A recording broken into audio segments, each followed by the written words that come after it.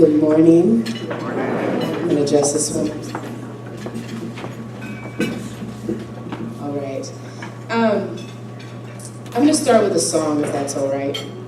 Because I think it's important to ground ourselves in a space. And I always try to find a way to do that. And sometimes just go with the way the Spirit leads. And in the memory of the Reverend Dr. Martin Luther King, the teacher, the pastor, the radical, the militant, the dreamer. I think this particular song for me, especially this time of year, I don't get to hear it enough, but I'm going to sing it as much as I can right now.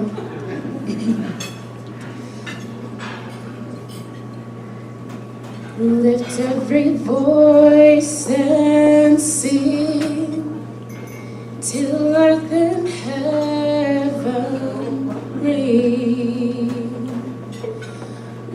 with the harmonies of liberty. Let our rejoicing rise high as the listening skies. Let it resound loud as the rolling seas. Sing a song full of the faith that the dark past has taught us. Sing a song full of the hope that the present has brought us. Facing the rising sun of a new day begun. Let us march on till victory is won.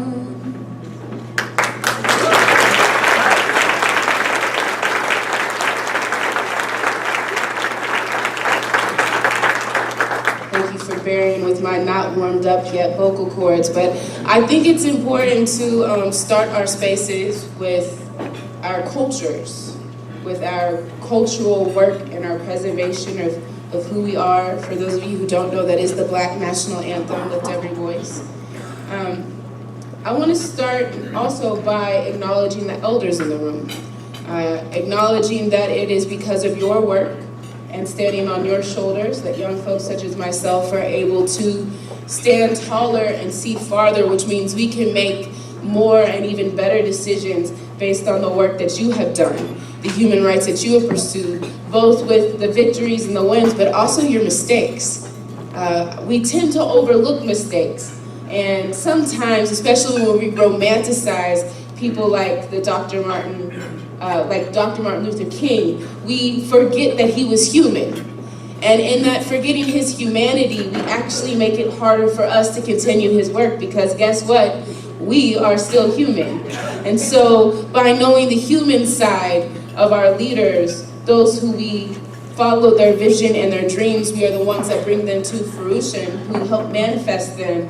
By acknowledging their humanity, we can also acknowledge our own, but also acknowledge the humanity of those who maybe sometimes feel like they are standing in the way of a better world.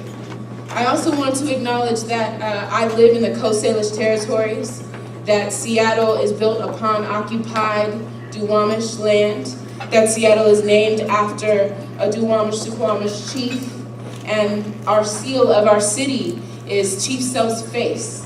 And we have not done enough, not simply to honor our native and indigenous relatives, but we have not done enough to even make attempt to repair the harm that has occurred in order to build the United States here on Turtle Island.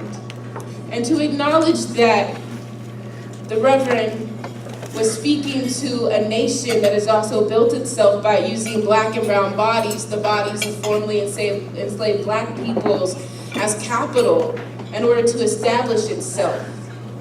That in the Pacific Northwest, that Chinese people were used to build railroads and not given what they deserved for that work. And as a result, we have built a nation on the theft of labor and life from communities that we still fail to acknowledge. And it's important to keep that understanding, because if we don't, we end up talking about justice in part. And justice in part, in my opinion, is not justice at all. MLK said, as we do this work, if we have not fully achieved justice, then we must remain dissatisfied, that we must continue to do the work. He also said it is work we have to do in love, that hate cannot drive out hate, only love can do that. That dark cannot drive out dark, only light can do that.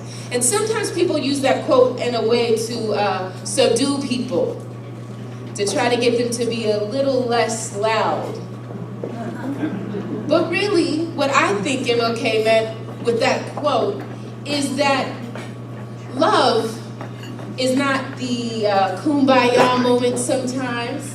It is not always the sugar-coated moment. Those of you who are parents or caregivers for children know that you love those who you care for, but sometimes you must draw hard lines in the sand. And you do not do that maliciously. In fact, you do that out of love, because you know it is best for them and best for you if you draw that hard line. I believe what MLK was talking about with love was drawing hard lines in the sand and saying, I cannot accept this because this dehumanizes you and this dehumanizes me, and we must do something different. And so because I love you, I will continue to pursue this vigilantly. I believe he talked about light driving out dark because he wanted us to acknowledge what happens when you turn on the lights. Now, I don't know about y'all, but in the morning, if you turn on the lights, it makes my eyes hurt. That is what happens when you have been living in darkness for so long. You turn on the light, and it does come with some pain. But over time, as you allow yourself to live in that light, you begin to adjust. That is love. Sometimes love does come with a little bit of pain in the beginning, not because I want to put pain on you, but because turning on the lights after you've been in a dark room is not something easy to do. I acknowledge in the work that I do that my identity plays a big role in the way that I see the world. That as a Black, mixed, queer woman from Indianapolis, Indiana, raised by my very fiery, loving mother, who is a white 5'4" woman from Elwood, Indiana, where the mascot is the Black Panther, which is ironic, because the KKK likes to be up there. And by my father, even though my parents were not together, who is a 6'2" Black man whose history starts in Louisiana, whose father was a sharecropper, my grandfather, whose father not too far behind him can tell you what plantation they were on. And so my history brings a particular sight to the way that I experience and see the world. That's true for all of us. And it's important to acknowledge, because when you are willing to acknowledge your identity, I think of the world in stories. When you acknowledge your identity, you can now acknowledge the role you play in your world and in the role you play in the world that we share. It is from that place that you can then figure out the sort of change that you can contribute to the world to see justice become a reality. But if you are not willing to interrogate your own identity, you may have a hard time figuring out what your place is in this justice work. I've had the pleasure of hearing so many wonderful things about your lovely town. Joanne told me some very exciting stories. I learned about who owns what parts of downtown. I learned about how voting sometimes goes down here. I learned about how when the Aryan Nation was trying to build their church up north, you all saw what was going on and you mobilized your community to say that is the sort of injustice we will not allow to live in our state. Yeah, y'all should applaud for that. I learned about how when some businesses have said that LGBTQIA people are not welcome there, you all have found ways to create lists of who is an ally, who will say everyone is welcome here, who will truly be about inclusion. And y'all have taken stands that your Pride March has gone from 30 people to 200 people. And that is beautiful. These are the sorts of things that help us see justice become more than a conversation and become a reality. become an action, become our willingness to put our bodies, our fortunes, even our families on the line to say, if justice has not come for everyone, then justice has not yet arrived for me either.